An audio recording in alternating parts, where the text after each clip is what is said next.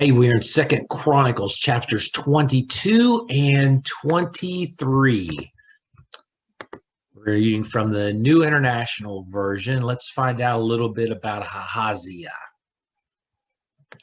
The people of Jerusalem made Ahaziah, Jehoram's youngest son, king in his place, since the raiders who came with the Arabs into the camp had killed the older sons. So Ahaziah, son of Jehoram, king of Judah, began to reign. Ahaziah was 22 years old when he became king, and he reigned in Jerusalem 1 year.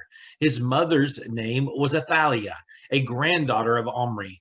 He too followed the ways of the house of Ahab, for his mother encouraged him to act wickedly. He did evil in the eyes of the Lord, as the house of Ahab had done, for after his father's death, they became his advisers to his undoing. He also followed their counsel when he went with Joram, son of Ahab, king of Israel, to wage war against Hazael, king of Aram, at Ramoth Gilead. The Arameans wounded Joram, so he returned to Jezreel to recover from the wounds he had inflicted on him at Ramoth in his battle with Hazael, king of Aram. Then Ahaziah, son of Joram, king of Judah, went down to Jezreel to see Joram, son of Ahab, because he had been wounded. Through Ahaziah's visit to Joram, God brought about Ahaziah's downfall. When Ahaziah arrived, he went out with Joram to meet Jehu, son of Nimshi, whom the Lord had anointed to destroy the house of Ahab. While Jehu was executing judgment on the house of Ahab, he found the officials of Judah and the sons of Ahaziah's relatives who had been attending Ahaziah, and he killed them. He then went in search of Ahaziah, and his men captured him while he was hiding in Samaria.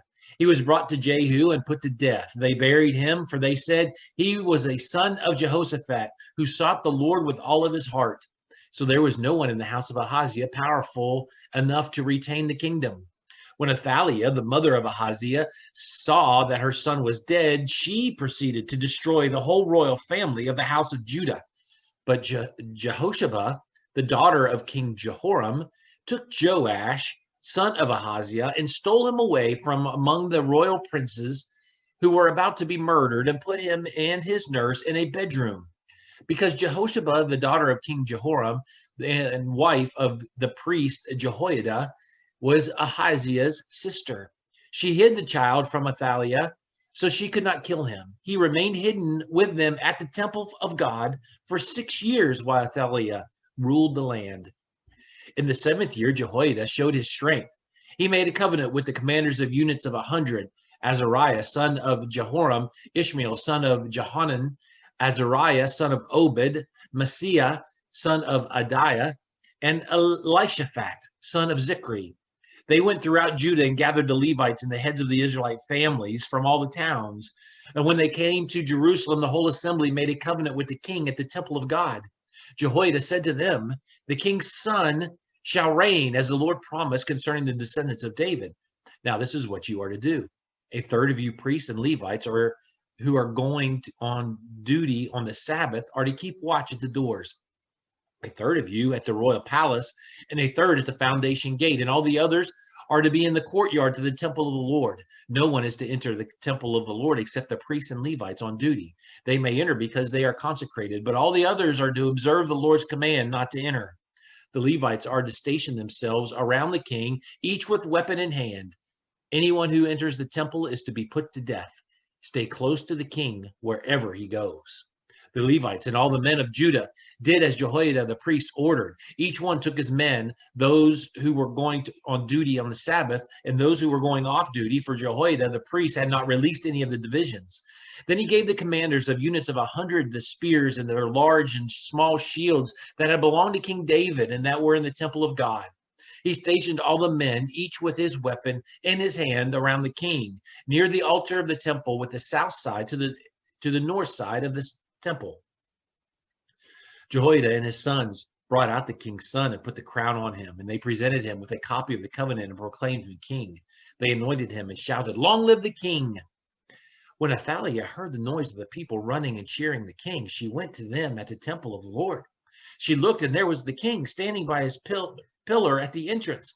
The officers and the trumpeters were beside the king, and all the people of the land were rejoicing and blowing trumpets, and the musicians with their instruments were leading on the praises. Then Athaliah tore her robes and shouted, "Treason, treason!" Jehoiada, the priest, sent out the commanders of units of 100 who were in charge of the troops and said to them, "Bring her out between the ranks and put the sword to anyone who follows her." For the priest had said, "Do not put her to death at the temple of the Lord." So they seized her as she reached the entrance of the horse gate on the palace grounds, and there they put her to death. Jehoiada then made a covenant that he and the people and the king would be the Lord's people. All the people went to the temple of Baal and tore it down. They smashed the altars and idols and killed Mattan, the priest of Baal, in front of the altars. Then Jehoiada placed the oversight of the temple of the Lord in the hands of the Levitical priests, to whom David had made assignments in the temple to present the burnt offerings of the Lord as written in the law of Moses, with rejoicing and singing as David had ordered. He also stationed gatekeepers at the gates of the temple, Lord's temple, so that no one was in any way unclean might enter. He took with him the commanders of hundreds, the nobles, the rulers of the people, and all the people of the land, and brought the king down from the temple of the Lord. They went to the palace through the temple upper gate and seated the king on the royal throne. All the people of the land rejoiced, and the city was calm because Athaliah had been slain with the sword.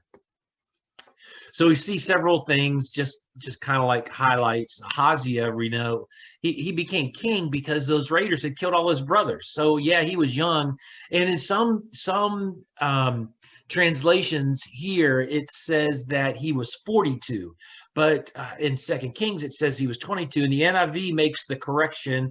He was 22 years old. So there's a scribe error in a lot of translations from the original when they said it was 42. It's not a big deal. He was young when it took place. And then we see Athaliah, the evil woman, evil. But we see God use a godly woman in Jehoshabeam to save Josiah the king and to lead a rebellion against Athaliah. So good wins over evil. That's what we like to see. Have a great day.